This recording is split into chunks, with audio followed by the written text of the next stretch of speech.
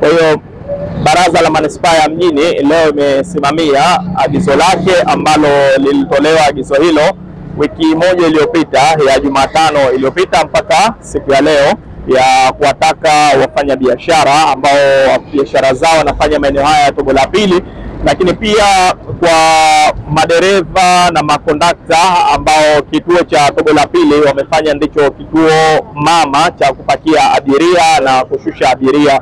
Kwa hiyo Baraza la Manispaa ya Mjini ilitoa taarifa ya kuwataka madereva lakini pia wafanyabiashara waondoke maeneo haya, ya kwamba hichi kituo sasa sio kituo rasmi kama ambavyo kilivyozoeleka, kwa sababu hapo awali ilikuwa imezoeleka kwamba kituo cha Tobo la Pili ndicho kituo maalumu na ndicho kituo rasmi cha kupakia abiria na kushusha abiria.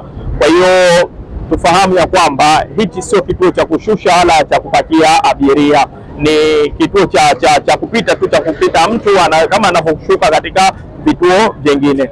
Kwa hiyo kwa siku ya leo tumeanza lile zoezi na tumelisimamia na kuwaondoa madereva wasogee katika kituo cha Kijangwani kule. Kile ndio kituo maalum ambacho kilichojengwa, lakini pia maeneo ya pale Kisonge kwa wale ambao wanaosubiri abiria. Na hata ukitizama ya kwamba maeneo hapa ya Tobo la Pili imekuwa ni kero kwa wakazi wa hapa kwa muda mrefu, wanalalamika, wanasikitika.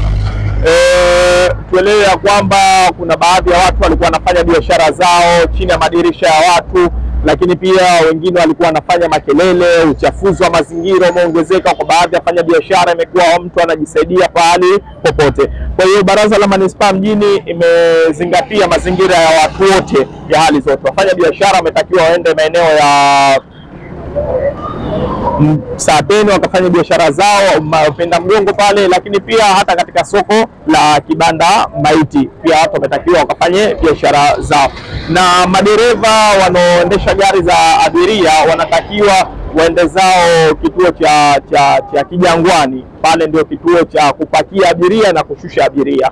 Tunafahamu na tumeelewa kwamba changamoto watu wanalalamika, lakini tuone kwamba kushuka kuanzia maeneo ya Kisonge pale mwanzo wa jumba namba 7 mpaka kuteremka kuja huko ofisi kuu kwa mwendo wa miguu ni mwendo ambao usiozidi dakika 2 mpaka 3. Watu wanalalamika miguu imechoka, mibovu hivi na hivi na mambo mengine mengi ambayo yanazungumzwa. Lakini pia tuambie na madereva ambao sasa hizi tumeiona changamoto nyingine iliyojitokeza, walio wengi wanafika mwisho Kisonge pale Mnarani ndio wamefanya ndo mwisho wa daladala. Hili ni kosa, kwa sababu gari yako imeandikwa ifike mpaka Mnazi Mmoja. Kwa hiyo daladala popote ambapo inapotoka, sizungumzi mamlaka ya usafiri na usalama barabarani, lakini kwamba tunavyoelewa kwamba daladala inakitakiwa ifike mpaka Mnazi Mmoja, alafu ipite hapa maeneo ya Michenzani kuelekea Kisonge, ichukue abiria, na pale Kijangwani kama kuna abiria, alafu iendelee na ruti zake.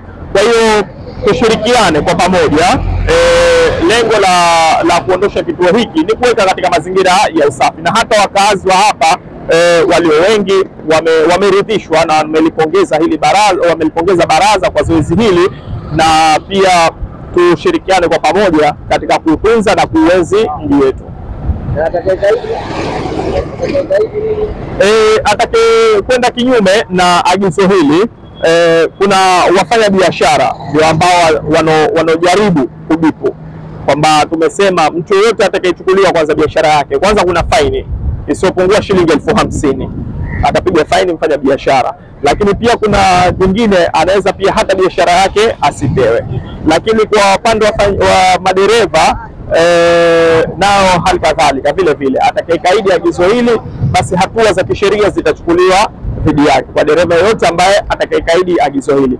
Tuelewe kwamba hichi kituo kilikuwa kinafahamika hapo mwanzo kwamba ni kushusha abiria na kupakia hapa, lakini tuelewe ya kwamba kituo hichi cha Tobo la Pili, mtu kama anatoka safari yake Tobo la Pili hapa, iwe kama ni kituo tu, mtu anashuka, gari inaendelea na safari. Si ruhusa kupakia, si ruhusa kupiga mnada. Hiyo ndio hali halisi.